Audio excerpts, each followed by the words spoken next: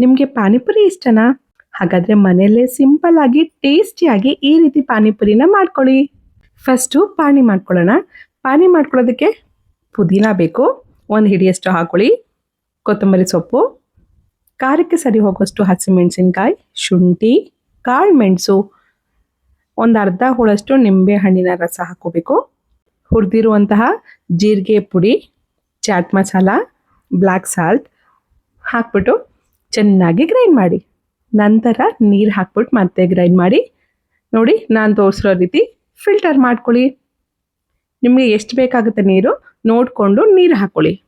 ನಂತರ ನಿಂಬೆ ಹಣ್ಣು ಸೈಜಷ್ಟು ಹುಣಸೆ ಹಣ್ಣನ್ನ ಒಂದು ಅರ್ಧ ಗಂಟೆ ನೆನೆಸಿಟ್ಟಿದ್ದೆ. ಅದನ್ನು ಚೆನ್ನಾಗಿ ಕಿವುಚ್ಕೊಂಡು ಹುಣಸೆ ಹಣ್ಣು ರಸನ ಹಾಕ್ಕೊಳ್ಳಿ. ರುಚಿಗೆ ತಕ್ಕಷ್ಟು ಉಪ್ಪು ಹಾಕ್ಕೊಳ್ಳಿ.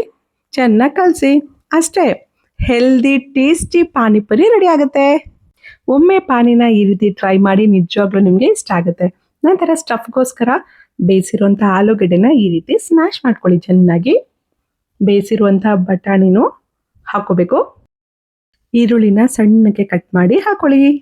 ಖಾರಕ್ಕೆ ಸರಿ ಹೋಗುವಷ್ಟು ಅಚ್ಕಾರದ ಪುಡಿ, ಚಾಟ್ ಮಸಾಲ, ಹುರಿದಿರುವಂತಹ ಜೀರಿಗೆ ಪುಡಿ, ರುಚಿಗೆ ತಕ್ಕಷ್ಟು ಉಪ್ಪು, ಕೊತ್ತಂಬರಿ ಸೊಪ್ಪನ್ನ ಹಾಕ್ಬಿಟ್ಟು ಚೆನ್ನಾಗಿ ಕಲಸಿ. ಅಷ್ಟೇ, ಸ್ಟಫ್ ರೆಡಿ ಆಗುತ್ತೆ. ಇವಾಗ ಪೂರಿ ಮಾಡ್ಕೋಬೇಕು. ಪೂರಿ ಕರಿಯೋದಕ್ಕೆ ಗಾಣದ ಎಣ್ಣೆನ ಬಳಸಿ. ರಿಫೈನ್ಡ್ ಆಯಿಲ್ಸು, ಪಾಮ್ ಆಯಿಲ್ಸ್ ಎಲ್ಲನೂ ಬಳಸಕ್ಕೆ ಹೋಗ್ಬೇಡಿ. ನೋಡಿ, ಪೂರಿ ರೆಡಿ ಆಗಿದೆ. ಪೂರಿಗೆ ಹೋಲ್ ಮಾಡಿಕೊಂಡು ಸ್ಟಫ್ ಹಾಕೊಳ್ಳಿ ಫಸ್ಟು. ನಂತರ ಪಾನಿ ಹಾಕ್ಕೊಂಡು ಮಿಕ್ಸ್ಚರ್ ನಿಮ್ಮಿಷ್ಟ, ಆಪ್ಷನಲ್. ಮಿಕ್ಸ್ಚರ್ ಹಾಕ್ಕೊಂಡು ತಿಂದರೆ ಸೂಪರ್ ಆಗಿರುತ್ತೆ. ಹೊರಗಡೆ ಪಾನಿಪುರಿಗಿಂತ ಮನೆಯಲ್ಲಿ ಈ ರೀತಿ ನೀಟಾಗಿ ಪಾನಿಪುರಿ ಮಾಡ್ಕೊಂಡು ತಿಂದರೆ ಒಳ್ಳೇದಲ್ವಾ?